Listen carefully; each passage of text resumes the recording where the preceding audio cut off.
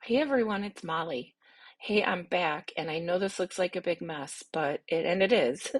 But we're going to be doing a box today, and this is just a shorter video. But I buy these 4x4 boxes, and they're actually spray painted black, but I do go back in and paint them and varnish them. So what I did was I have this beautiful decoupage paper, and I decoupaged on a piece of 4x4 wood. I'm going to put a link in to where I got these from. They're actually from a lady in Scotland. It comes via Royal Mail, but I have several from her, and maybe I'll do a separate one so we can go through it. And it doesn't take too long to get here either, and shipping's inexpensive. So this tile fits on the top of my box. Um, so we're going to glue that on, and then on the sides I pulled up scraps, guys. I just pulled up scraps that I had, and then I pulled up some pieces of scrapbook paper that I thought would go with the colors that are popping inside of the butterfly. So I'm going to be using a technique that we've done before, um, and we will view that in a minute. Right now I'm going to go ahead and take my archival ink, and I'm going to go around the edges to add some definition.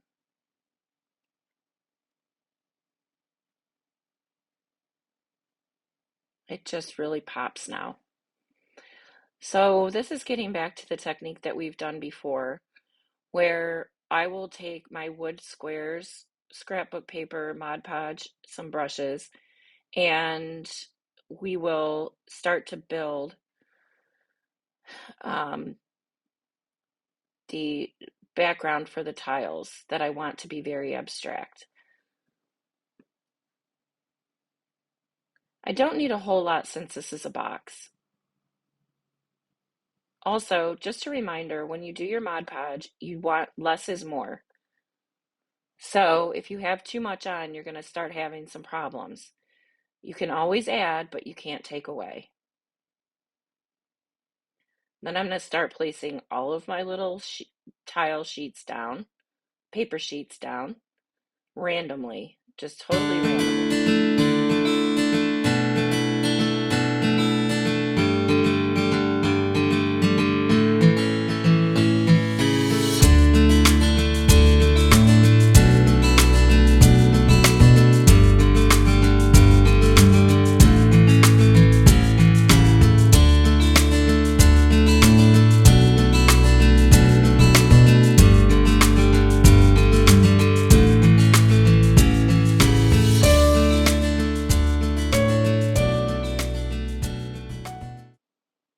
Quick dry, but it's not all the way dry. Now I'm going to take my washi tape. This is one that I found, so I'm not going to be stamping today on top of this. Plus, the background is a lot busier than the one we worked on in my previous video. So I'm just going to take this washi tape and I'm putting it down again, just randomly.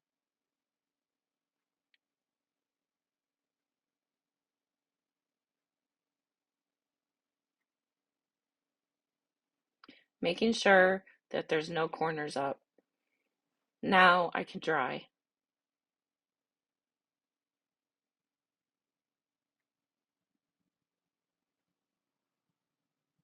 I'm doing the back of the paper because the paper is warped a little bit. This happens almost every time. But by drying the back of the paper, we're getting the glue dry right underneath all of those little paper scraps that we have. Now I'll cut out, I'll grab my weld bond.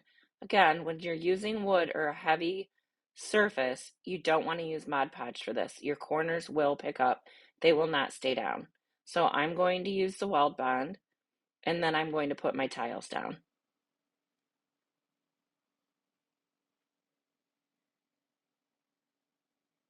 While those dry, I'm coming back to my butterfly that I'm going to glue on to the top of my box.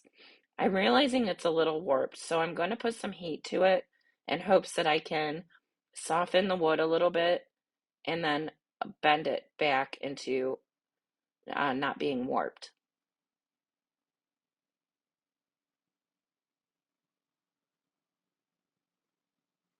That didn't work.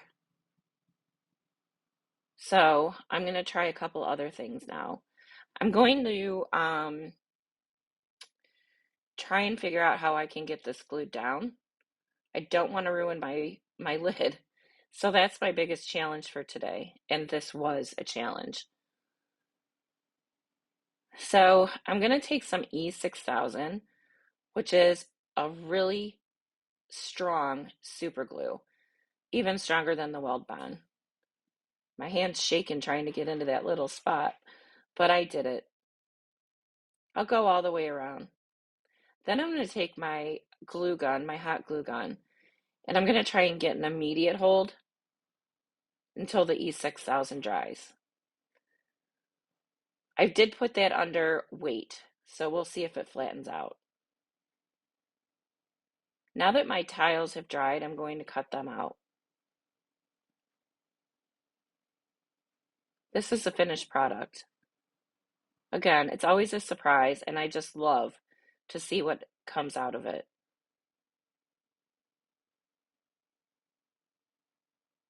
They really, really go well with the butterfly. The scrap paper on the side is nothing. It was just sitting there. So now I'm back with the top of my box, and it has been sitting under heavy weight. It's still warped though, but I'm going to give it another shot. And in the meantime, I'm going to take my tiles and I'm going to go ahead and decorate this up.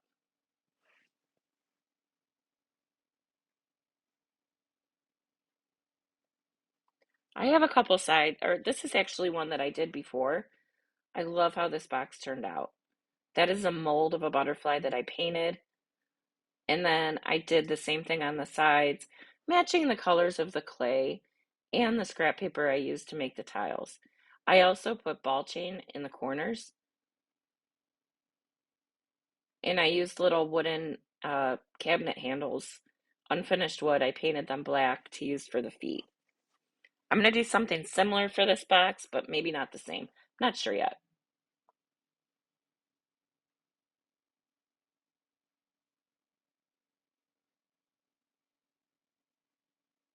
Now I'm just gluing on the tiles, and they go a lot quicker than when you're working on an actual wood panel that's, 6 by 12 or 10 by 10, or I even have a couple that I've done even larger. And maybe I should do a show and tell here soon.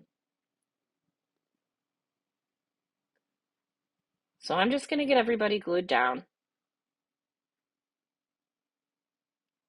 And I want to kind of get a visual of how this will look with the butterfly on the top. Now, where you see those gaps, I'm going to go in with rhinestones or ball chain or stickles to fill in those crevices, kind of like a grout. My tile has slipped here. This is the nice thing about Weld Bond again. You have a little bit of time to rearrange some things, so before it dries, about 5 minutes. I'm trying to get back in my camera, but now you can see how it really plays off those bright colors inside of the butterfly. The next thing that I did was I ended up taking modeling paste because I couldn't get the warping to stop. I also took this treasured gold metallic aquamarine color that went well with colors in the butterfly. This is a close-up of after I put the modeling paste on the sides. This is a close-up of how the tiles looked once I filled in the grout. And I decorated them. This is the finished product. I took the little people and I painted the legs. I'm happy with how this turned out. Thanks. I'll see you guys soon.